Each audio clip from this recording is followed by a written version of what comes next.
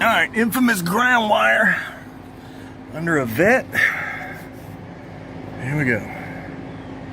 Just drill a hole in the frame. You can get your finger behind it and hold it.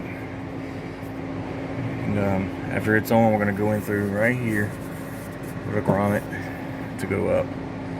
And then paint this with some good paint. Yeah, I'm going 2.0 because I'm running a little bit more on mine. So anyway, I'm actually running the battery in the back.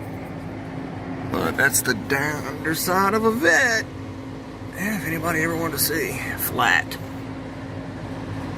These things are amazing, man. You can see there's all aluminum, no metal to get a ground.